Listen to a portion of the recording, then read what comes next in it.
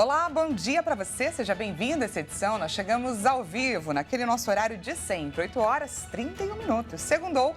E nós chegamos agora para te contar as últimas notícias. É hora de religar aí os motores e conferir o que aconteceu e quais os assuntos que estão em destaque no Brasil e no mundo nessa semana. Vamos então ao nosso cardápio de notícias, conferir os destaques deste 8 de abril.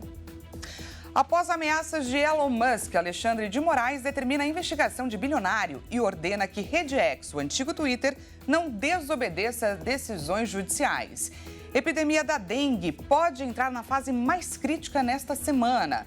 Exército de Israel se retira do sul de Gaza após 6 meses de guerra, mas indica novas operações. E ainda, invasão do Equador, a Embaixada do México dá início a uma crise regional. A gente conta aí tudo isso e muito mais a partir de agora. Seja muito bem-vindo. A crise sobre a permanência ou saída de Jean Paul Prates do comando da Petrobras deve ter um dia decisivo nesta segunda-feira. O presidente da estatal havia solicitado um encontro com o presidente Lula no começo desta semana. Vamos ver. Aliados do executivo têm agido nos bastidores para diminuir a tensão e ganhar mais tempo para o executivo no cargo. Aliados de Lula, porém, consideram a situação insustentável. No domingo, Lula convocou ministros para uma reunião em Brasília para discutir a crise na Petrobras. O ministro da Fazenda, Fernando Haddad, participaria do evento. O ministro da Comunicação Social, Paulo Pimenta, também participaria. Lula, porém, segundo integrantes do governo, irritou-se com o vazamento da realização da reunião durante a tarde e decidiu cancelar o encontro. Os ministros foram avisados e nem chegaram a se dirigir ao Alvorada. A possibilidade da saída de Jean Paul Prates da presidência da Petrobras ganhou força após o ministro de Minas e Energia, Alexandre Silveira, admitir na semana passada ter conflitos com o presidente da estatal. Aliados de Prates consideraram o episódio como uma declaração de guerra. Nos últimos dias, porém, vinham tentando ganhar tempo para driblar a turbulência. Muitas pessoas estão recebendo um comunicado da Receita Federal com a cara assustadora do leão e tudo mais, avisando que elas caíram na malha fina do imposto de renda. A gente alerta aqui que é bom nem abrir, se trata de um golpe. Quem fala mais pra gente sobre essa nova modalidade é o nosso repórter Anderson Nascimento. Se você recebeu um e-mail da Receita Federal comunicando que sua declaração de imposto de renda caiu na malha fina e que deve prestar esclarecimentos urgentemente, desconfie. Criminosos estão fazendo uso de um endereço de e-mail falso para aplicar golpes em nome da Receita Federal. Na mensagem, os golpistas utilizam termos formais, citam a legislação federal e o Código Civil para chamar a atenção das vítimas e enganar quem recebe o e-mail. O golpe é feito usando uma estratégia chamada phishing, onde a vítima é induzida a clicar em um link e depois instalar algum programa ou baixar determinado documento para a suposta correção do problema. E após isso, os criminosos conseguem total acesso ao dispositivo, deixando a vítima vulnerável a roubo de dados. Um dos endereços usados pelos golpistas vem com o nome da Receita Federal no cabeçalho, mas com o endereço errado, receitafederal@gov.br. Mas também podem usar e-mails gratuitos ou então com uma série de números ou letras. Os e-mails oficiais da Receita têm o final @rfb.gov.br. Lembrando que para conferir se há alguma pendência com o nome, o contribuinte deve acessar o Centro de Atendimento Virtual da Receita, o portal ECAC.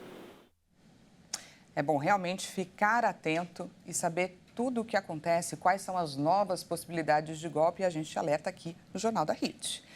A briga entre o bilionário Elon Musk e o ministro Alexandre de Moraes parece estar só no começo. A gigante de tecnologia pode ter que pagar uma multa de R$100 mil por perfil desbloqueado. Vamos ver. Tudo começou quando o bilionário decidiu confrontar o ministro após a determinação de bloquear as contas de alguns de seus investigados, de pessoas que ou estavam na mira da justiça por participar do ato do dia 8 de janeiro ou, de alguma forma, fizeram postagens falsas, disseminando discursos de ódio com o objetivo de minar as instituições e a democracia. No sábado, Musk chegou a fazer ameaças de que a plataforma reativará as contas bloqueadas, em desrespeito à justiça, mesmo que isso custe o fechamento da empresa no Brasil e prejudique o lucro. Elon Musk sugeriu que os usuários usem um recurso chamado de rede privada virtual, VPN, na sigla em inglês, para ter acesso à plataforma caso ela seja derrubada por determinações judiciais. O empresário pede a renúncia ou o impeachment do magistrado sob a alegação que as exigências de morais para a plataforma violam a legislação brasileira. A sede brasileira da rede social agora aguarda instruções de como seguir juridicamente em relação às recentes decisões tomadas por Moraes e estuda 3 alternativas: quebrar o sigilo das medidas, descumprir as decisões ou entrar na justiça. Segundo fontes que acompanham o assunto de perto, a plataforma X está muito incomodada com a resolução do Tribunal Superior Eleitoral, que corresponsabilizou as plataformas por publicações feitas por terceiros nas eleições municipais, inclusive com multas. Em decisão divulgada na noite de domingo, o ministro Alexandre de Moraes determinou a abertura de um inquérito contra Elon Musk. O magistrado acrescenta que, se a plataforma não respeitar as medidas judiciais, uma multa diária de R$100 mil será aplicada por perfil desbloqueado. Ainda na decisão, Moraes pede a inclusão de Musk como investigado de um inquérito já existente, o das milícias digitais. Uma das características consideradas negativas da geração Z é a aversão pelo e-mail, a ponto da ferramenta virar um gatilho de ansiedade, confusão e dificuldades no mercado de trabalho. A repórter Maria Clara Leite conta mais pra gente sobre o comportamento dessa geração, que é muito mais ligada às redes sociais. É que a geração Z, formada por jovens nascidos entre 1995 e 2010, está mais acostumada com os aplicativos de mensagens, como, por exemplo, o WhatsApp, com perguntas e respostas praticamente instantâneas. Além, é claro, da confirmação de recebimento e leitura da mensagem. Bem diferente do e-mail, né, que costuma levar um tempo aí bem maior para ser lido ou respondido. A pesquisa sobre o uso das tecnologias de informação e comunicação nos domicílios brasileiros de 2022, divulgada pelo Comitê Gestor da Internet, mostra que 93% desses jovens preferem usar mensagens instantâneas. Quase todos eles, né? O envio e recebimento de e-mails é realizado apenas por 62% da população, enquanto as redes sociais são usadas por 80% e as chamadas de voz e vídeo por 77%. Só que quando a geração Z entra na faculdade ou ingressa no mercado de trabalho, acaba sendo obrigada a usar a clássica ferramenta, vista por esses jovens como muito lenta e, por isso, uma geradora de gatilhos de ansiedade. E muitos ainda têm dificuldades de usar, viu? Entre os jovens entrevistados na pesquisa, alguns disseram que se sentem perdidos em ter que colocar endereço, assunto e a mensagem no corpo do e-mail. Tem gente até que confessou já ter enviado todo o conteúdo da mensagem no campo do assunto e aí acabou deixando o e-mail em branco. Especialistas em recursos humanos avaliam que existe uma expectativa muito grande de que os jovens da geração Z saibam de tudo, porque teriam nascido com o celular na mão e por isso seriam supostamente muito tecnológicos. Mas a verdade é que o foco deles era no entretenimento, redes sociais e também nos jogos, o que não prepara para o mercado de trabalho. E mudando de assunto, as doenças transmitidas pelo mosquito Aedes aegypti têm um ciclo natural de aumento e também de redução que segue variáveis sazonais. E pela média do que aconteceu na última década, o Brasil está hoje bem no meio do período anual mais crítico para essas enfermidades. Estudos afirmam que o período entre a 15ª e a 17ª semana do ano é o que costuma aí concentrar o maior número de casos de dengue, zika e chikungunya. O Brasil hoje chegou exatamente na 16ª semana e a atenção deve ser redobrada. De acordo com o Ministério da Saúde, a notificação de casos pode levar de 15 a 45 dias para retratar o que está acontecendo neste momento. O surto atual de dengue pode se agravar. Até a semana 13, o Brasil já tinha registrado 2,6 milhões de casos prováveis e 991 óbitos pela doença. 11 estados já decretaram emergência. O país vive o pico sazonal de dengue, zika e chikungunya. As regiões sul, sudeste e centro-oeste devem ter crescente no número de casos. Para a Secretaria Nacional de Vigilância em Saúde, ainda é preciso cuidado.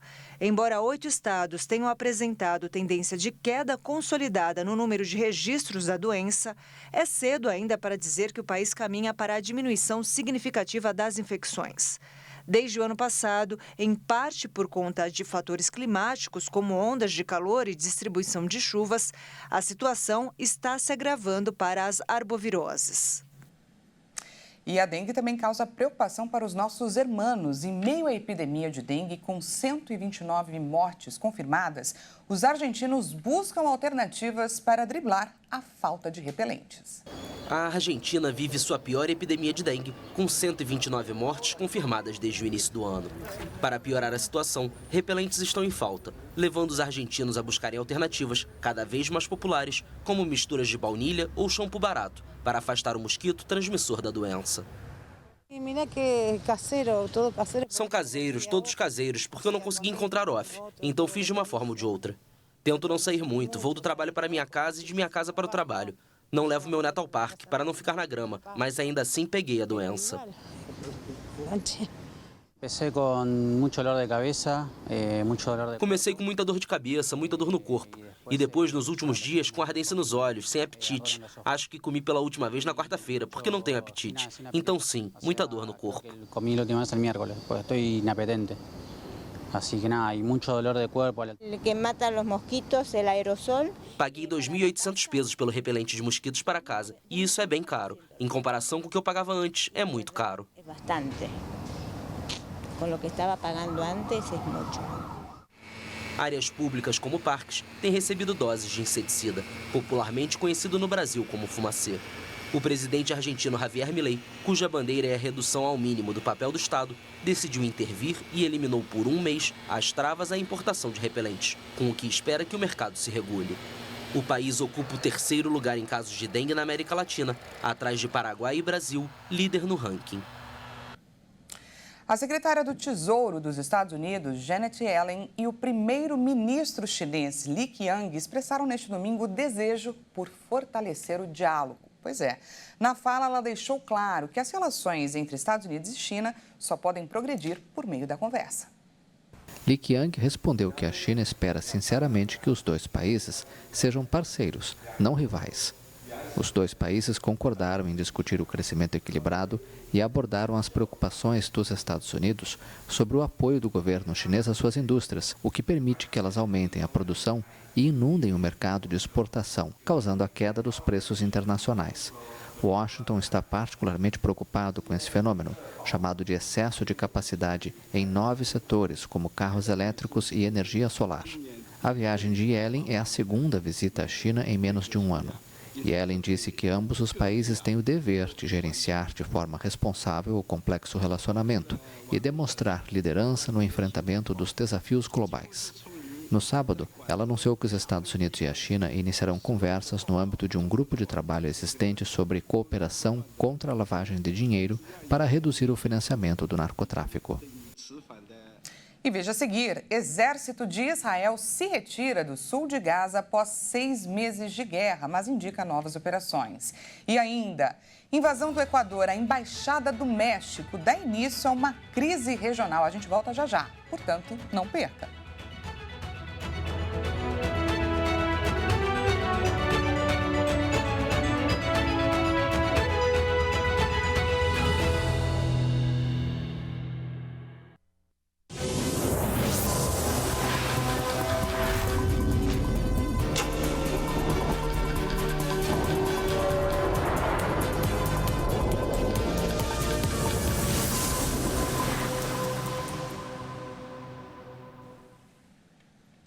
Seja bem-vindo mais uma vez, nós estamos de volta e ao vivo. Agora 8 horas e 48 minutos pelo horário de Brasília. Trazemos mais destaques dessa segunda-feira para compartilhar, é claro, com você. O México retirou o seu pessoal diplomático e fechou a sua embaixada em Quito neste domingo após a ruptura de relações com o Equador. A crise foi desencadeada pela invasão policial inédita da sede diplomática para capturar o ex-vice-presidente equatoriano Jorge Glass. O grupo de 18 pessoas, formado por funcionários e suas famílias, foi levado ao aeroporto acompanhado pelos embaixadores da Alemanha, Panamá, Cuba e Honduras, que garantiram que sua integridade fosse respeitada, de acordo com o governo mexicano. A saída dos diplomatas ocorre depois que o presidente do México, Andrés Manuel López Obrador, declarou a ruptura de relações devido à entrada da polícia na embaixada mexicana em Quito, um fato nunca antes visto no mundo e condenado por países latino-americanos e também pelos Estados Unidos. A Nicarágua também rompeu relações com o Equador no sábado. A Organização dos Estados Americanos e as Nações Unidas também rejeitaram essa ação que atenta contra a inviolabilidade das instalações diplomáticas, consagrada na Convenção de Viena. Neste domingo, a Espanha e a União Europeia se juntaram à rejeição, destacando a necessidade de respeito às normas internacionais. O presidente da Bolívia, Luiz Arce, anunciou que havia convocado sua embaixadora no Equador, Segundina Flores. O conflito em Gaza completou 6 meses neste domingo, com mais de 33 mil vidas perdidas, em sua maioria mulheres e crianças. O número é contabilizado pelo Ministério da Saúde palestino, que é controlado pelo Hamas. Israel anunciou que retirou as suas tropas do sul da região, mas as negociações por um cessar-fogo que envolva a troca de reféns ainda não foram descartadas. O exército israelense retirou suas tropas do sul de Gaza neste domingo, 6 meses depois de uma guerra devastadora entre Israel e o movimento islamista Hamas, e quando as negociações para uma trégua devem ser retomadas. Mas os militares indicaram que uma força significativa vai continuar operando no território palestino para realizar operações baseadas em inteligência. Pouco depois, o primeiro-ministro Benjamin Netanyahu garantiu que Israel está a um passo da vitória em Gaza e insistiu que não haverá um cessar-fogo até que o Hamas liberte todos os reféns. 6 meses de guerra deixaram o estreito território palestino em ruínas e a maioria dos seus 2,4 milhões de moradores está à beira da morte, segundo a ONU. O Ministério da Saúde da faixa de Gaza, governada pelo movimento Hamas, anunciou neste domingo que 33.175 pessoas morreram no território palestino desde o início da guerra com Israel, em 7 de outubro. Também neste domingo, de madrugada, as forças de segurança israelenses bombardearam o leste do Líbano, local com forte presença do Hezbollah. A informação é de uma fonte próxima desse movimento pró-Irã, embora a Defesa Civil não tenha reportado vítimas. Enquanto Israel anunciou que está a um passo da vitória em Gaza, a Ucrânia está por um fio. Agora a gente fala sobre o conflito no leste europeu. O presidente da Ucrânia, Volodymyr Zelensky, afirmou que seu país vai perder a guerra contra a Rússia se o Congresso dos Estados Unidos não aprovar um pacote de ajuda militar de 60 bilhões de dólares para repelir a invasão das tropas de Moscou. Se o Congresso não ajudar a Ucrânia, vamos perder a guerra. E se a Ucrânia perder a guerra, outros países serão atacados. A aprovação do novo pacote de ajuda depende da boa vontade dos apoiadores de Donald Trump na Câmara, que se recusam a examinar o texto atual devido a uma disputa sobre a regulamentação da imigração. Os Estados Unidos vão realizar eleições presidenciais em novembro. Enquanto aguardam uma decisão, os soldados ucranianos são forçados a economizar munições e a enfrentar o exército russo, que repeliu uma grande contraofensiva de Kiev em 2023. Moscou, que é superior em tropas, conseguiu avançar para o leste da Ucrânia e atingiu a infraestrutura energética do país nas últimas semanas, mergulhando milhares de civis na escuridão. A ativista climática Greta Thunberg foi detida 2 vezes nesse sábado ao participar de protestos ambientais em Haia. A sueca de 21 anos acabou liberada pela polícia. Greta compareceu a uma manifestação do grupo Extinction Rebellion, cujos participantes chegaram a bloquear o trânsito por horas com uma caminhada que foi do centro até a autoestrada A12, que liga a capital administrativa holandesa a outras cidades importantes do país. Segurando bandeiras e cartazes que diziam que o planeta está morrendo, manifestantes pediam o fim imediato dos subsídios aos combustíveis fósseis. Greta declarou antes de ser detida que há um estado de emergência planetária e que é preciso fazer todo o possível para salvar vidas. A polícia deteve mais de 400 pessoas, incluindo 12 por incitação. Greta foi liberada, segundo disseram ativistas presentes aos protestos. Um estudo mostrou que um medicamento para diabetes, considerado um primo do Ozempic, reduz a progressão dos problemas motores associados ao Parkinson. O Parkinson é um transtorno do sistema nervoso que afeta 10 milhões de pessoas no mundo, para o qual, por hora, não existe cura. Os sintomas incluem tremores, lentidão de movimentos, alteração da fala e problemas de equilíbrio que pioram com o tempo.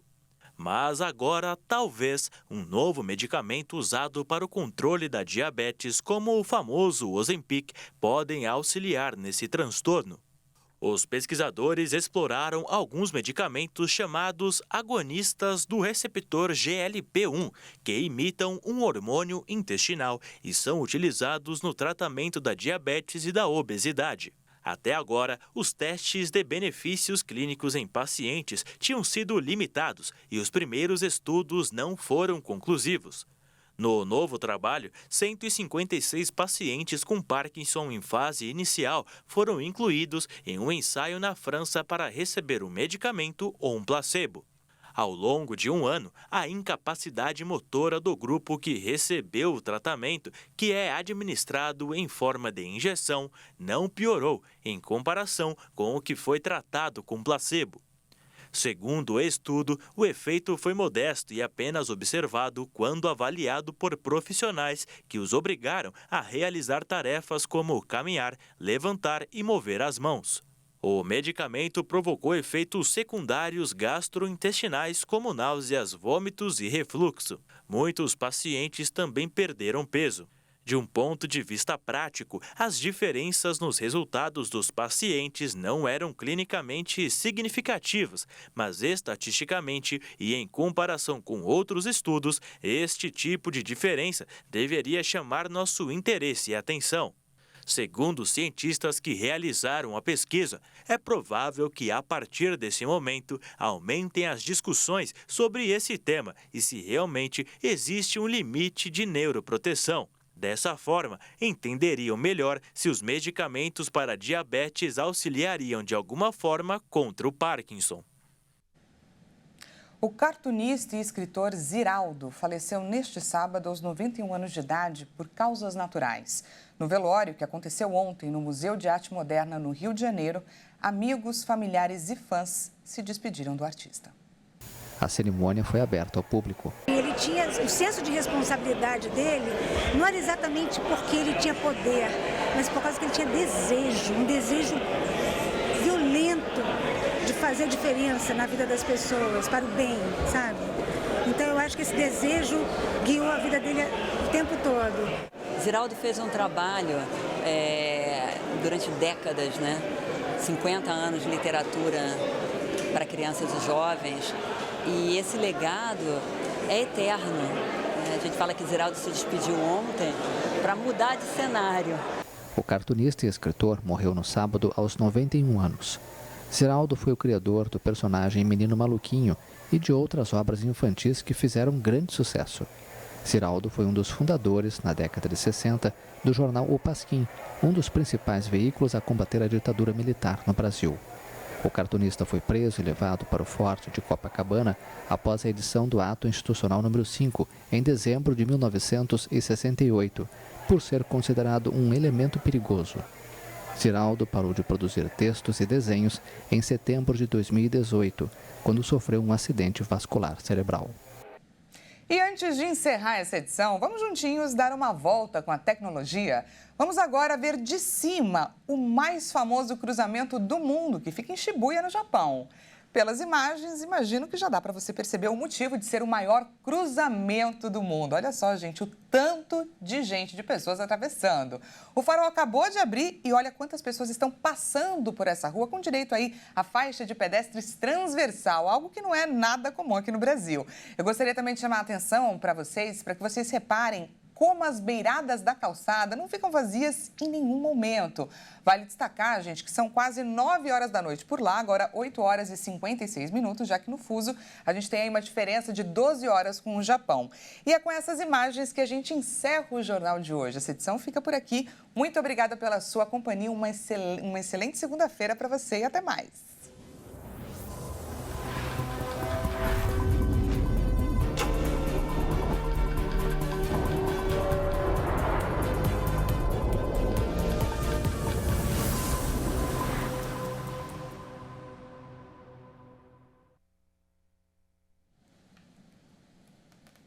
Ok?